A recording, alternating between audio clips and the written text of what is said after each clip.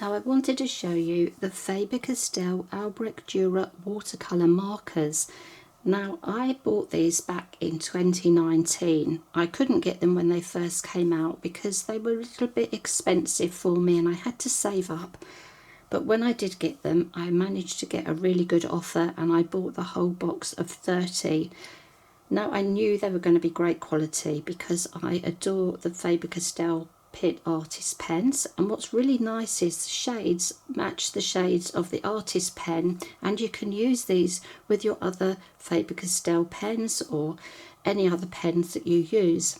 And they're slightly different because with my pigment pens, once they're laid down they're permanent, but with the watercolour markers you can move them around and just create all sorts of wonderful blends and effects. So there's 30 shades and they have a brush tip and a fibre tip with a 1 to 2 millimetre line.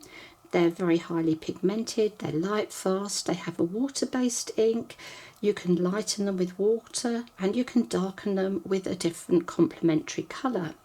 So you can layer them, you can use them on dry paper, you can use them on wet paper, and you can use them dry and then add water with a water brush and blend the colours. And they're just really very versatile, and it is recommended that you use a cellulose paper, and with any sort of brush marker it's always a really good idea to use a smooth paper so you don't damage the tip. But these are very hard wearing, and even though I bought them in 2019, I haven't used them much recently. They got packed away when I moved, and then I've got them out and they are just as good as the day I bought them. If you care for your pens and store them correctly, horizontally, away from heat, I keep them in the box they came in, and don't let them sit in the sun. Make sure the caps are always back on whenever you've used them, and that they really will last for a long time, and this is why I always recommend getting a quality product.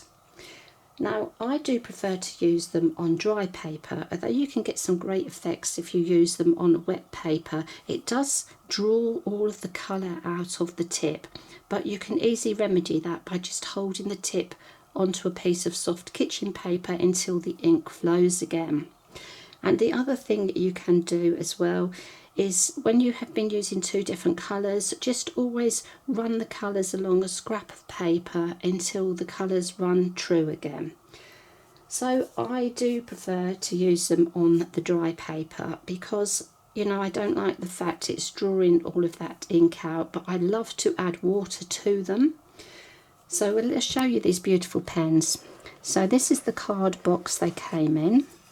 Now it's not as strong as the Pitt box, but it is quite durable. We've got 3 layers here with the 30 shades. So we've got our warms, we've got some cools, and we have all of our neutrals. So they're very, very lovely. Really do enjoy these. Now something I like about them especially is they're lovely to hold. So when you've got these in your hand, they're really great for people with weak hands because they snap on and off quite easily. And look at that chunky tip on there, that is brilliant, really beautiful. And on the other side we have the fibre tip, and that has a 1 to 2 millimetre line.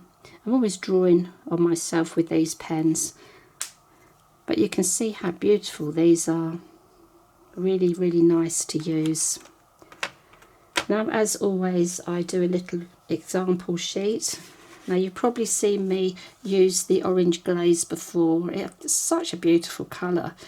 And you can see here the brush tip, how you can vary the line. We've got the fibre tip, and see how lovely they are for actually just colouring in.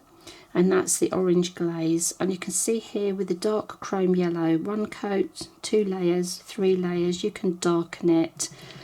And here I've showed you how you can use the yellow and the pink and create a different colour just by overlaying.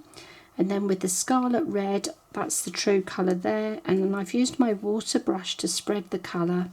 And here I have laid down half red, half yellow and mixed them with a water brush. So you can see the varying degrees of the shades that you can get. And I do find as well, when you are layering them, it's best to work quite quickly when you're spreading the water out. They do work better when the ink is freshly laid. You can still move it when it is dried, but it's not so great. And here I've just got the beautiful cobalt green, and just showing you how I have just lifted out some little circles. And when the ink was first there, you can see it is whiter, but as I got to the edges, the ink was drying. So you do have to work quite quickly when you're lifting out or mixing. But you see, even when the pen has dried, you could add another layer on top, and you could then work to mix with your brushes. And this is an example of using on wet. So I wet some of the paper, and you can see the effect you get. It just works like watercolour paint. It spreads out, it follows the water, and you can get all sorts of lovely effects with that. So the shades, and you probably, if you have seen my other videos on my Pitt Artist pens, this is just a tiny little bits of paper. I've just laid down the colours just as a reminder to me of the colours that are in the box. So there's our lovely 30 shades. And with this picture, this was just my little flower picture on my daily drawing, because I find drawing flower shapes really therapeutic and relaxing. So again, dry paper, I laid down some colours, I did the outline with the fibre tip, then I used the brush part to lay down some colours, 3 different colours. I blended with my water brush, and then when it was dry, I added some little dry colour just for some extra definition, so you can see how brilliant the colours are. But you can, if you want, as I mentioned here, you can dilute them as much as you want. It's entirely up to you. So I think it really is always worth buying a good quality, good brand. And I just think these are absolutely beautiful, such lovely pens.